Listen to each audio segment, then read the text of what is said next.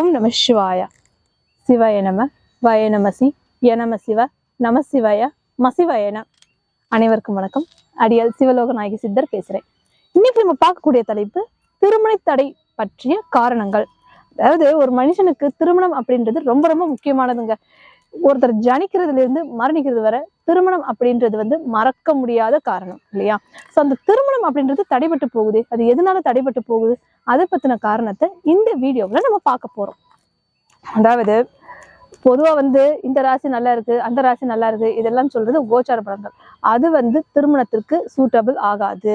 திருமணம்னு எடுத்துக்கிட்டோம் அப்படின்னா ஃபர்ஸ்ட் லக்னம் பேசிக்கா வச்சுக்கணும். ஒருத்தருக்கு, ஒரு தனிப்பட்ட மனிதருக்கு லக்னம்ன்றது உயிர், ராசின்றது உடல், லக்னம்ன்றது உயிர். நான் ஏற்கனவே சொன்ன மாதிரி லக்னம் தான் 65% பேசும், மிச்சம் 35% தான் ராசின்றது பேசும். இந்த திருமணத்தின்றது சுயமா நம்ம பார்க்கறது இல்லையா? ஸோ இந்த ஒருத்தருக்கு தனுசு லக்னம்னு எடுத்துக்குவோம். ஃபார் எக்ஸாம்பிள் தனுசு லக்னம். அந்த தனுசு லக்னம்க்கு லக்னாதிபதி யாரு? குரு பகவான். அந்த குரு பகவான் நீச்சமாகாம இருக்கணும். அந்த நீச்சமாகாம இருந்து அதுல இருந்து நேரா 2வது ஸ்தானத்தை பார்க்கணும். லக்னத்துல இருந்து 2வது ஸ்தானமாகிய குடும்பஸ்தானம் வலுப்பெற்று இருக்கணும். அந்த பாவ கிரகங்களாகிய கேது, ராகு, செவ்வாய், சனி இந்த மாதிரி கிரகங்கள் இருக்கக்கூடாது. அதே மாதிரி லக்னத்துல இருந்து 7வது இடமாகிய கலத்திரஸ்தானத்தை பார்க்க வேண்டும். அதாவது கலத்திரஸ்தானம் என்பது ஆண் ஜாதகமாக இருந்தால் பெண்ணையும், பெண் ஜாதகமாக இருந்தால் ஆணையும் குறிக்கக்கூடிய ஸ்தானம் கலத்திரஸ்தானம் சொல்றாங்க. அந்த கலத்திரஸ்தானம் சுத்தமா இருக்கணும். ஒருவேளை அந்த ஸ்தானத்துல ராகு, கேது, செவ்வாய், சனி இந்த மாதிரி ஏதாவது பாவ கிரகங்கள் இருந்துச்சு அப்படின்னா திருமணம் விரைவில் நடைபெறாது. அது போக 9வது ஸ்தானமாகிய பாக்கியஸ்தானமும் சுத்தமா இருக்கணும். அதே மாதிரி 12வது ஸ்தானமாகிய விரயஸ்தானத்திலையும் எந்த ஒரு பாவ கிரகங்களும் இருக்கக்கூடாது. இந்த மாதிரி இந்த 4 ஸ்தானங்கள் கரெக்டா இருந்தா மட்டும்தான் திருமணம் விரைவில் கைகூடும். அப்படி இல்லைன்னா ஏதாவது ஒரு காரணத்தால திருமணம் தடைபட்டே போகும் தவிர விரைவில் கைகூடாது. அது மட்டும் இல்லாமல் அப்படியே திருமணம் கைகூடி வந்தாலும் தவறாக மனம் முடியும் தவிர அது ரொம்ப நாள் நினைச்சு நிற்காது. ஸோ ஃபர்ஸ்ட் நம்ம லக்னத்தை எடுத்துக்கலாம். லக்னம் தனுசு லக்னம்னு சொன்னேன். அந்த லக்னாதிபதி நீச்சம் பெற்றிருக்க கூடாது. லக்னாதிபதி யாரு? தனுசு லக்னத்துக்கு அதிபதி குரு பகவான். அந்த குரு பகவான் தனுசுலேயே ஆட்சியா இருக்கலாம், இல்ல மீனத்தில் இருக்கலாம் ஆட்சியா. ஒருவேளை மகரத்தில் நீச்சமா இருந்தா சுப பலன்களை தர மாட்டார். இதே இது மற்ற கிரகங்கள் குரு பார்வை இருக்கணும். 9வது இடமாகிய பாக்கியஸ்தானத்துல இருக்கலாம், இல்லது 11வது ஸ்தானமாகிய லாபஸ்தானத்திலையும் இருக்கலாம். ஆனால் நீச்சம் பெறக்கூடாது. ராகு கேதுவின் பார்வை அதன் மேல் படக்கூடாது. அப்படி இருந்துச்சுன்னா திருமண தடை கண்டிப்பாக ஏற்படும். அதே மாதிரி லக்னத்திலிருந்து 2, 4, 7, 8, 12 இந்த ஸ்தானங்கள்ல செவ்வாய் பகவான் இருக்கக்கூடாது. அப்படி அந்த செவ்வாய் பகவான் இருந்தாலோ, அந்த செவ்வாய் பகவானுக்கு ராகு கேதுவின் பார்வை விழுந்தாலோ அது கலத்திர தோஷம்னு சொல்றாங்க. அந்த தோஷம் இருக்கிறதுனால திருமணம் தடைபட்டே போகும். அப்படி இல்லை விவாகரத்தில் போய் முடியும். இது அதே மாதிரி லக்னத்திலிருந்து 7வது இடமாகிய கலத்திரஸ்தானம்ன்றது ரொம்ப முக்கியமான ஸ்தானம். இந்த திருமணத்திற்கு கலத்திரஸ்தானம் தான் மெயின். அந்த ஸ்தானத்துல ராகு கேது இருந்தால் திருமணம்ன்றது கை கூடாது. லக்னத்துல ராகு இருந்தா கலத்திரத்துல கேது இருப்பாங்க. இதே லக்னத்துல கேது இருந்தா கலத்திரத்துல ராகு இருப்பாங்க. ராகுல இருந்து கரெக்டா எண்ணி பார்த்தா 7வது ஸ்தானத்துல கேதுவும், கேதுல இருந்து கரெக்டா 7வது ஸ்தானத்துல ராகுவும் இருப்பாங்க. ராகு கேது சேர்ந்து இருக்க மாட்டாங்க. இது மட்டும் ஒரு ஃபர்ஸ்ட் பேசிக்கா நம்ம எடுத்துக்கலாம். ஆனா அது போக கலத்திர ஸ்தானத்தை போக 8வது ஸ்தானமாகிய ஆயுள் ஸ்தானத்திலும் பாவ கிரகங்கள் இருக்கக்கூடாது. 12வது ஸ்தானமாகிய விரயஸ்தானத்திலும் இருக்கக்கூடாது. 12வது ஸ்தானம்ன்றது விரயஸ்தானம். ஒரு கட்டம் வரைக்கும் இருக்கும், அதுக்கப்புறமா அது பிரிஞ்சிருவாங்க. ஸோ எத்தனை பேருக்கு டிவோர்ஸ் ஆகுது? அதெல்லாம் 12வது ராசியா இருக்கிறது தாங்க. இந்த 12வது ஸ்தானமாகிய விரயஸ்தானத்தில் பாவ கிரகங்கள் இருந்தா அந்த திருமணம் நிலைச்சு நிற்காது. ஸோ இது எதனால இந்த மாதிரி ராகு கேது தான் முக்கிய காரணங்கள். சரியா? ஸோ இந்த ராகு கேது ஃபர்ஸ்ட் ரிலீஃப் பண்ணணும். அதே மாதிரி செவ்வாய் சனி சேர்க்கை இருக்கக்கூடாது. லக்னாதிபதி 6, 8, 12 மறையக்கூடாது. இந்த மாதிரி இல்லாம கரெக்டா லக்னத்தில இருந்து 1, 5, 9 சொல்லக்கூடிய திரிகேந்திர ஸ்தானம், அந்த திரிகேந்திர ஸ்தானத்துல சுப கிரகங்கள் இருக்கணும். அப்படி இருந்தால் திருமணம் கைகூடும். அப்படி இல்லாத பட்சத்துல இந்த செவ்வாய், சனி, ராகு, கேது இந்த மாதிரி கிரகங்கள், அசுப கிரகங்களோட பார்வை நீங்கிறதுக்காக தோஷம், இது தோஷம்னு சொல்லுவாங்க. ராகு கேதுன்னு இருந்துச்சுன்னா காலசர்ப்ப தோஷம்னு சொல்லுவாங்க. செவ்வாய் பகவான பாதிப்பு இருந்தா கலத்திர தோஷம்னு சொல்லுவாங்க. சனீஸ்வர பகவான் இருந்தா அது ஆயுள் தோஷம்னு சொல்லுவாங்க. ஸோ இந்த மாதிரி ஏகப்பட்ட தோஷங்கள் இருக்குங்க. இந்த தோஷங்களை வந்து முறையா ரிலீஃப் பண்ணணும். இது முறையா அது ரிலீஃப் பண்ணா மட்டும்தான் திருமணம் கை கொடுக்கும். இல்லைன்னா எக்காரணத்துக்கு ஒண்ணு திருமணம் நிலைச்சு நிற்காது. திருமணம் கைகூடி வந்தாலும் தள்ளி போகும், இல்லைன்னா விவாகரத்தில் கொண்டு போய் முடிச்சிடும். ஸோ அதனால வந்து திருமணத்துக்கு முன்னாலேயே இந்த தோஷத்தை நிவர்த்தி பண்ணாதான் திருமணம் முறையாகவும் சரியாகவும் நடக்கும்ன்றதை நான் சொல்லிக்கிறேன்.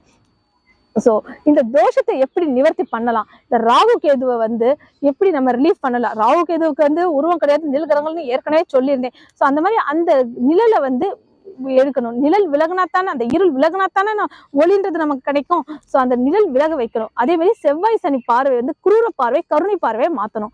கிரகங்களுக்கு 2 வகையான பார்வை இருக்குது, குரூர பார்வை கருணை பார்வைன்னு.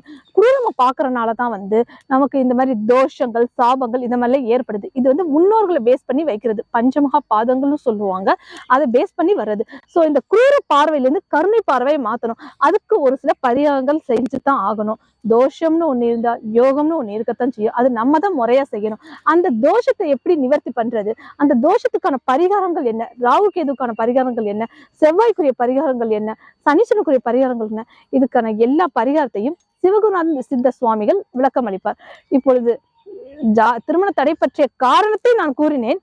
ஆனால் இப்ப சிவகுருநாத நமசிவாய சுவாமிகள் வந்து இந்த தோஷத்துக்கான விளக்கத்தை அளிப்பார். இந்த தோஷம் எப்படி பரிகாரம் செய்வது அப்படின்றது விளக்கத்தை குருநாதர் அளிப்பார். குருநாதரை இப்போது சந்திக்கலாம். வணக்கம் குருஜி.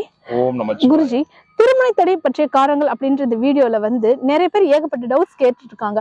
அதுக்கான காரணத்தை நான் சொல்லிட்டேன். ஆனா அந்த தோஷத்தை வந்து எப்படி நிவர்த்தி பண்றது, அந்த திருமணத்தை எப்படி கை கூட வைக்கிறது அப்படின்றதுக்கு விளக்கத்தை நீங்க சொல்லுங்க குருஜி.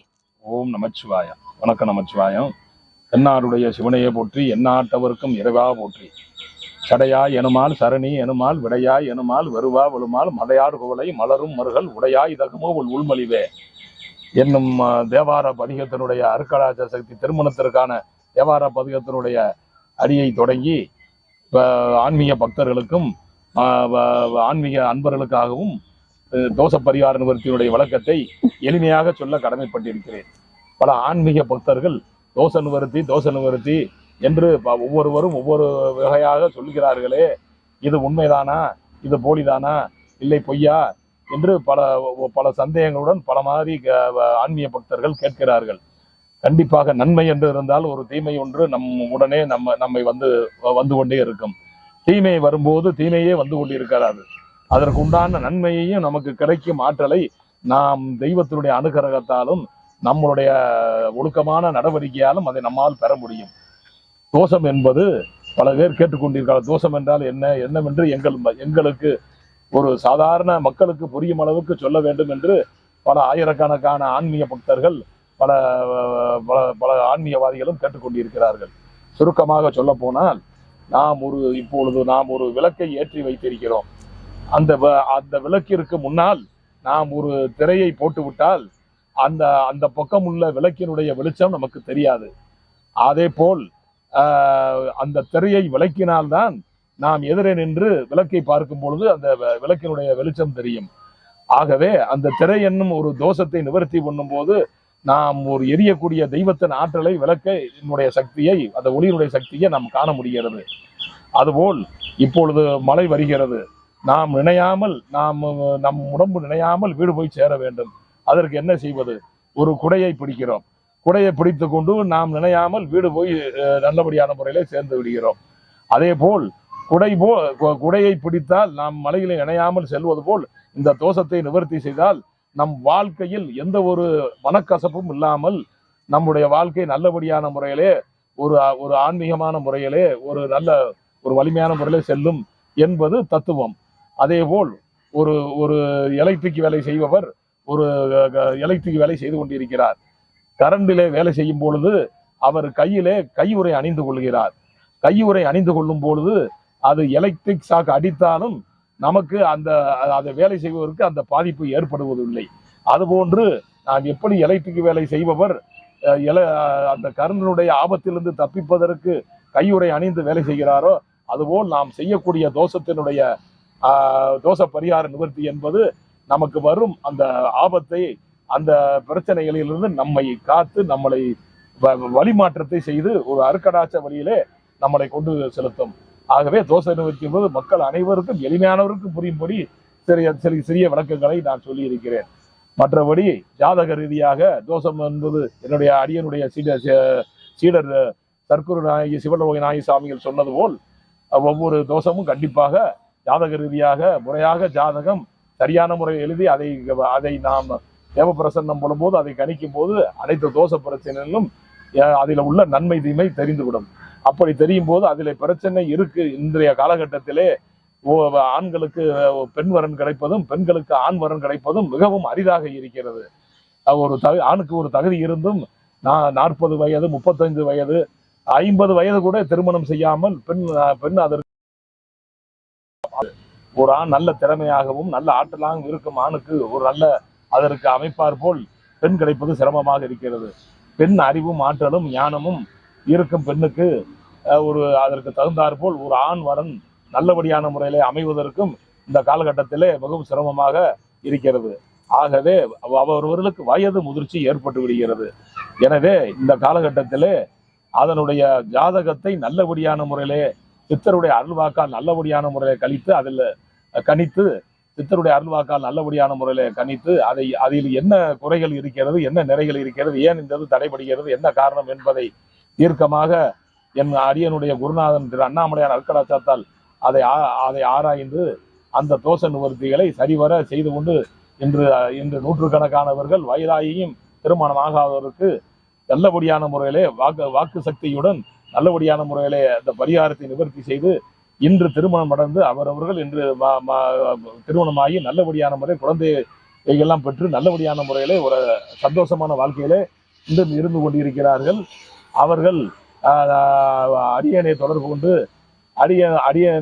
அரியனுக்கு வாழ்த்துக்களையும் மனதார தெரிவித்துக் கொண்டிருக்கிறார்கள். இந்த தோஷத்தை நிவர்த்தி செய்வது என்னவென்றால் வரலாற்றிலே அருணகிரிநாதர் சுவாமிகள் சொன்னது போல்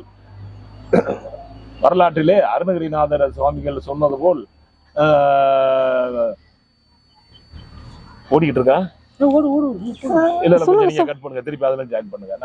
நீங்க எங்கிட்ட வந்தோன்னு நான் ஸ்டக் ஆயிட்டேன். நீங்க நின்னாதே நீங்க சார் வந்தீங்க ஸ்டக் ஆனதெல்லாம் எடிட் பண்ணிருக்கேன்.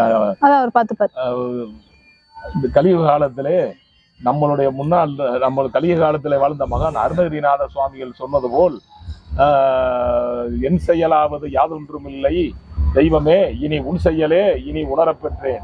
இந்த ஊனெடுத்த பின் செய்த தீவினை யாதொன்றும் இல்லை, பிறப்பதற்கு முன் செய்த தீவினையோ இங்கனே வந்து மூண்டதுவே என்பது போல் இப்பொழுது யாரும் செய்த பாவமும் நன்மை தீமைக்கு ஏற்ப நமக்கு பலன்களோ நன்மை தீமையோ கண்டிப்பாக அமைவதில்லை. நாம் செய்த முற்புறவினுடைய நமது முன்னோர்களுடைய நன்மை தீமைகளுக்கு ஏற்படுத்துறவாறு அந்தந்த பரம்பரையுடைய வம்சங்களிலே திருமண தடை, குழந்தை பாக்கியம் இல்லாமை, அதாவது நோய்வாய்ப்படுதல், ஆயுள் பலன் குறைவு, இந்த மாதிரி பல கஷ்டங்கள் நமக்கு ஏற்படுகிறது.